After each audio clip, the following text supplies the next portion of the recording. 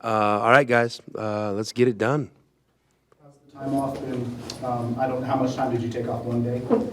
Yeah, we took mixed the day off. I mean, but it's been good. It's been good. Like working on yourself rather than an opponent. Is that what it's been these last few days? Well, we work on ourselves every day. I mean, and we work on ourselves every day, and we prepare to play against opponents every day. So it's been business as usual. What have you made of ASU as of recently, winning the last two games? Well, I mean, Arizona State's, they're a dangerous team. They're streaky. And I say that with all due respect. We know that they're going to come in here and they're going to give great effort, and they got some, really talented individual players. They play extremely hard. They're probably one of the most aggressive defensive teams we'll have played all year.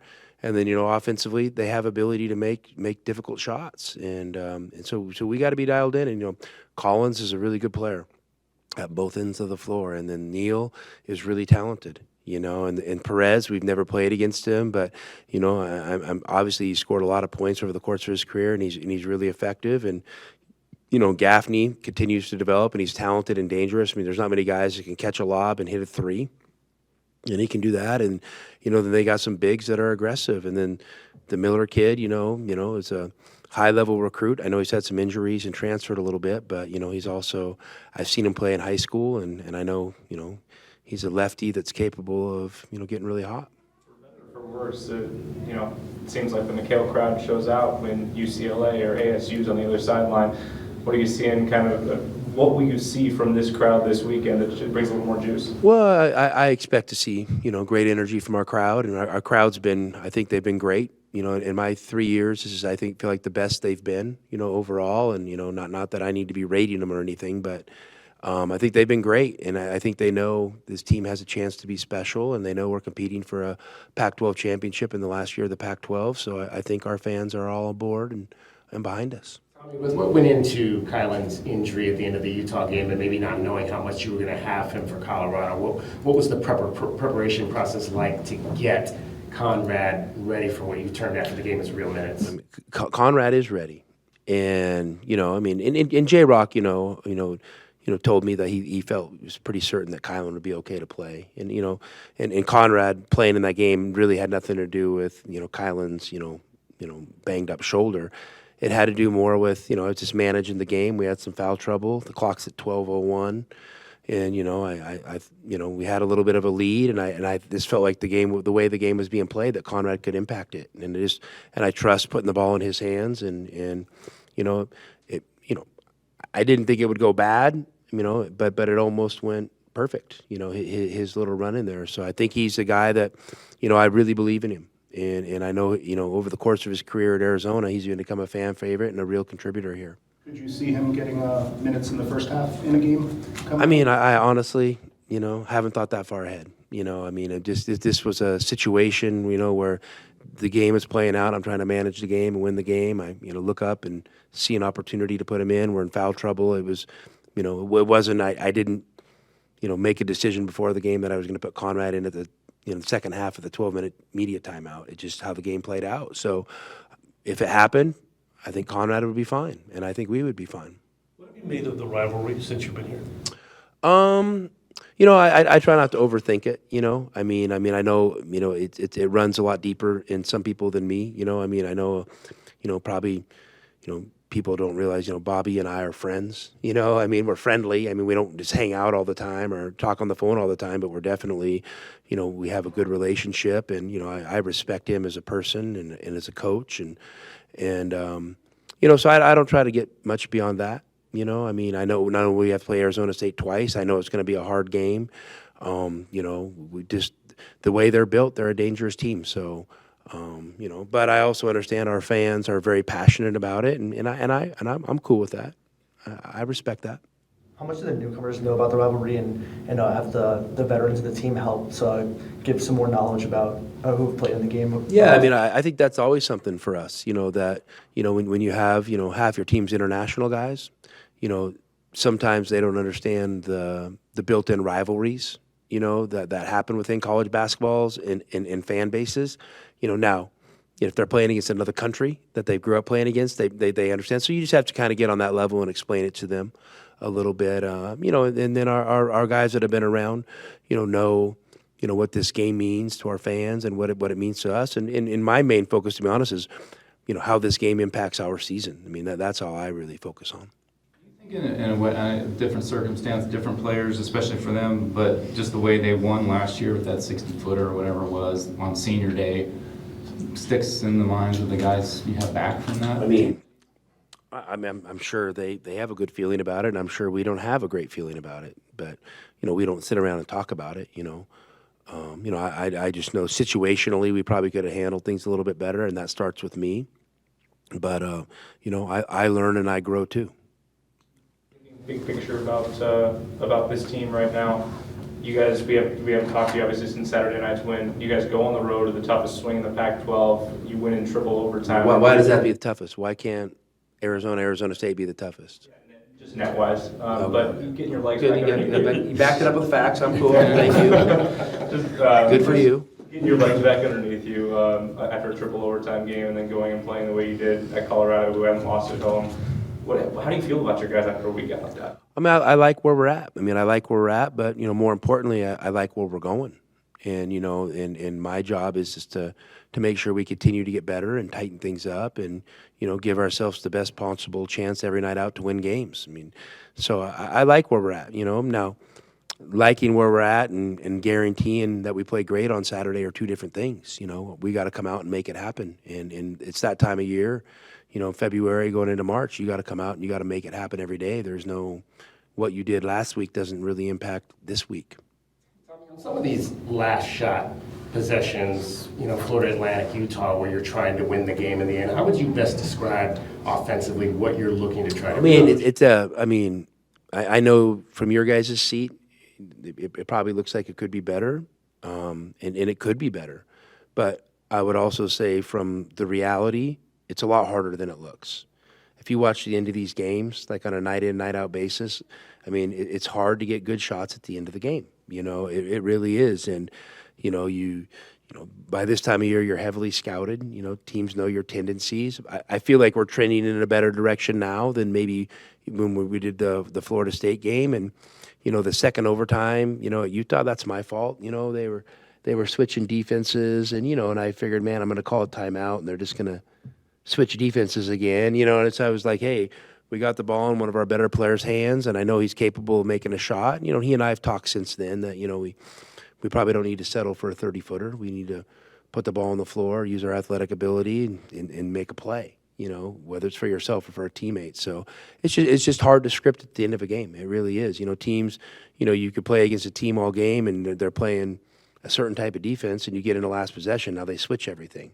Or they go to a zone, so it's just it's a lot easier said than done. I guess in terms of not wanting to turn it over in that. Well, that's the most important thing. If the game is tied, the biggest responsibility is they don't get a shot on goal. The other team, if you have the ball, that's the number one thing. Don't put yourself in a position to lose. So no, yeah, you want to be mindful and be aggressive on offense for sure to. Create opportunities. But I thought, I can't remember if it was the end of the first overtime or maybe regulation, Caleb drove the ball hard and there was contact. Could have been called a foul. Not that anybody would want a game necessarily in like that, but it probably throughout the flow of the game was a foul. They don't call it. So, that also happens. Players know that. You put the ball on the floor, you drive it in there, are you going to get the same call that you would have got at the 16-minute mark? Probably not. So, I think that factors in players and coaches' minds as well. ASU's averaging about 12 steals a game. Is it mostly poking the ball out of someone's hands, or is it jumping? They are extremely handsy, extremely aggressive, and they're not afraid to take chances. So when you play them, you got to play with great fundamentals and great poise.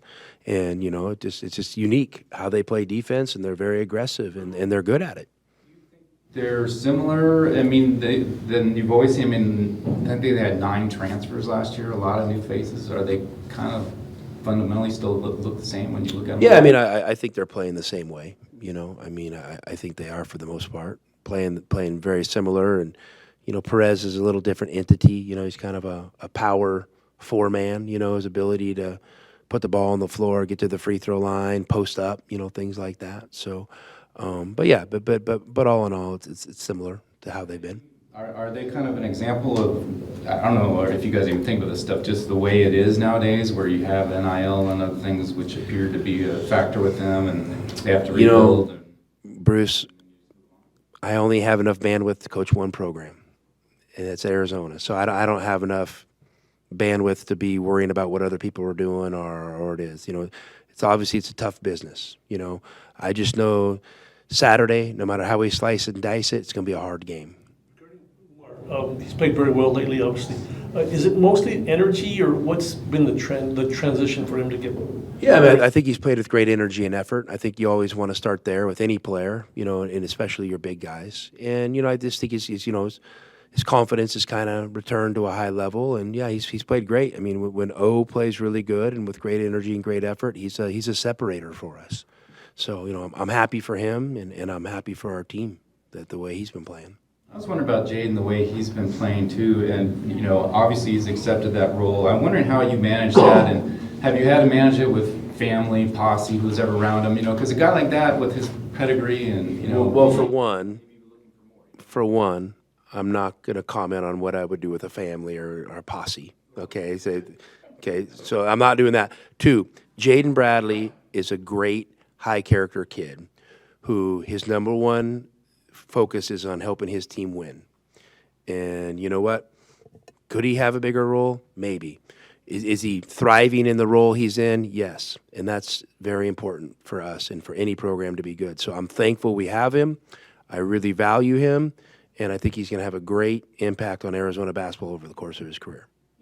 I mean, because he's got McDonald's, went to IMG, got all that, went to Alabama, then left when it looked like his role was a little reduced. You'd think without knowing him, maybe this guy might be a guy who wants minutes and shots. He's a high character, team first, amazing person. I mean, enough said.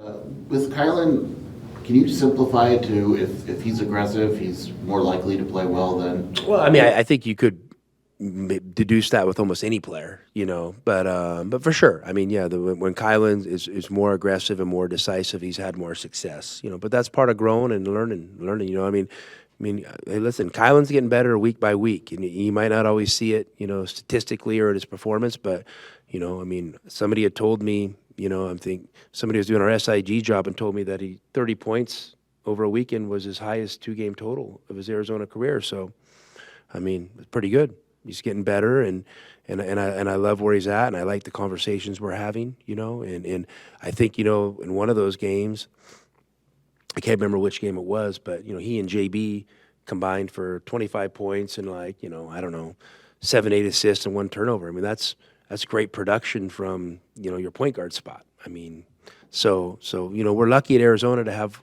really good players. Your defense to be aggressive? Yeah, for sure.